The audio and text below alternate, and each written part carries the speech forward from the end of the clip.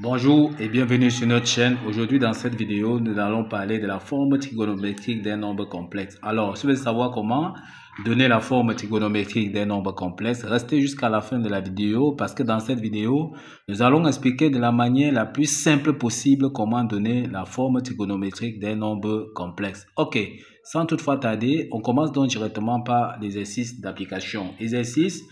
Donnez la forme trigonométrique des nombres complexes suivants. Z1 égale à 1 plus i, Z2 égale à i, Z3 égale à 1 plus i racine de 3. On veut donc donner la forme trigonométrique de ces nombres complexes.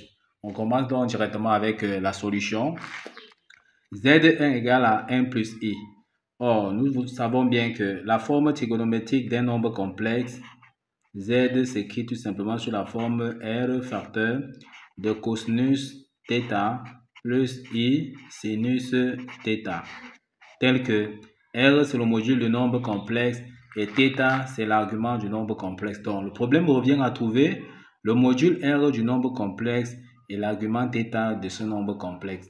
Sans toutefois tarder, on va donc chercher dans le module des nombres complexes. On sait bien que le module des nombres complexes qui se définit par Z égale à A plus IB, le module d'un nombre complexe Z s'écrit tout simplement comme égal à racine carrée de A au carré plus B au carré.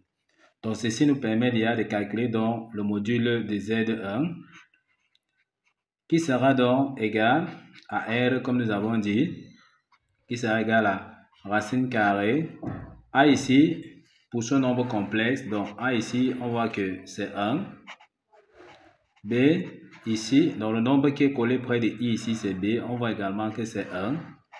Donc ça nous permet de dire que Z1, le module de Z1 sera donc égal à 1 au carré plus 1 au carré. Tout ceci donc sera égal à 1 plus 1 qui sera égal à racine carrée de 2. Donc ici nous avons déjà trouvé le module de notre nombre complexe qui est R égale à racine carrée de 2. Donc, ce qui nous reste à faire maintenant, c'est de trouver θ. Or, pour trouver θ, on sait bien que cosinus de θ est tout simplement égal à A, c'est-à-dire la partie réelle du nombre complexe sur le module du nombre complexe. Même chose, sinus θ égale cette fois-ci à la partie imaginaire qui est donc B sur le module donc du nombre complexe. Ceci nous amène à dire que on aura donc cosinus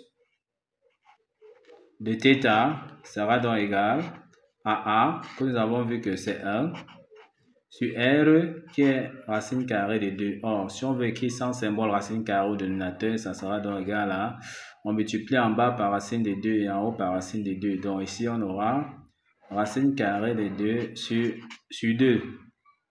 Même chose ici, on aura donc sinus θ sera égal à B, B qui est encore égal à 1, sur R qu'on a vu qui est racine carrée de 2.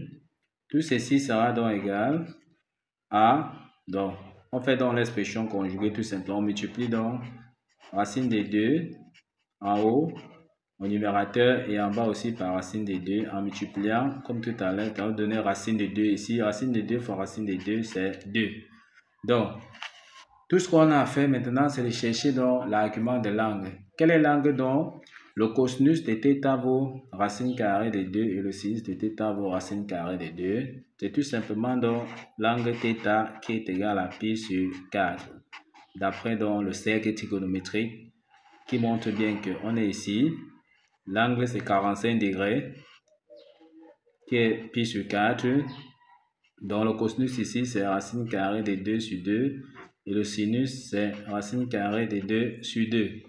Ok, une fois donc qu'on connaît donc R qui est racine de 2 sur 2, on connaît l'argument qui est donc θ, qui est donc pi sur 4. On peut donc écrire notre nombre complexe sur la forme trigonométrique en appliquant tout simplement donc ceci. Donc on peut donc dire la forme trigonométrique donc de Z1 sera donc égale à R, qui est donc racine carrée de 2 que nous avons trouvé, multiplié donc par cosinus θ.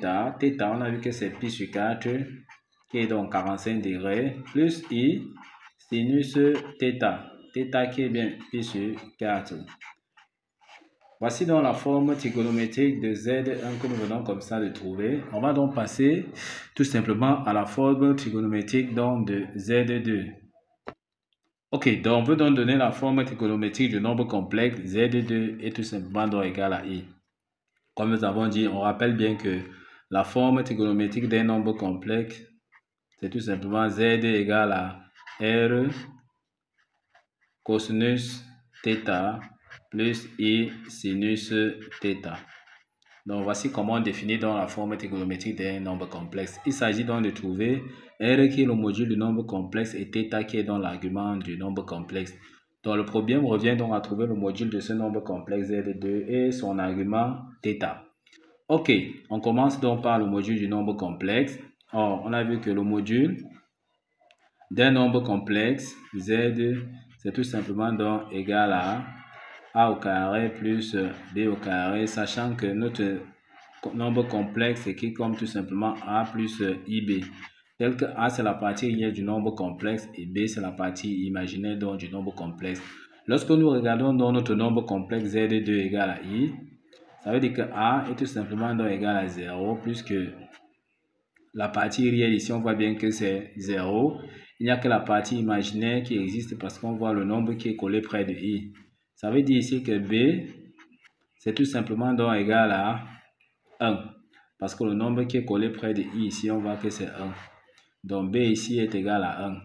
Si on veut donc calculer le module donc du nombre complexe Z2, le module donc de Z2 sera donc égal à racine carrée de A au carré qui est donc 0 au carré plus B au carré, c'est-à-dire 1 au carré. Tout ceci donc égal à racine carrée de 1 qui est donc égal à 1.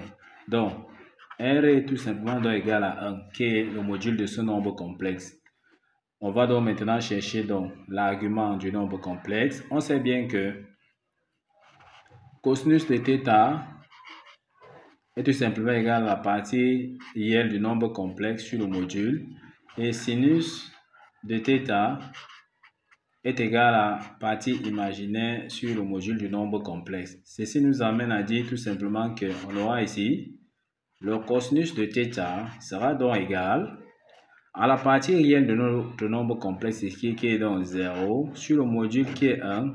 Ça fait donc 0 divisé par 1, ça nous donne tout simplement donc 0. Donc, on aura ici sinus θ sera donc égal à B. B ici pour nous donc c'est 1. Sur le module donc de Z2 qui est donc 1, puisqu'on a vu que R c'est 1, donc on aura 1 sur 1 sera donc égal à 1. Maintenant, le problème donc revient à dire quel est l'angle donc le cosinus donc vaut 0. Et le sinus vaut donc 1. On voit que l'angle là sera tout simplement donc pi sur 2 parce qu'on a notre cercle trigonométrique qui est ici.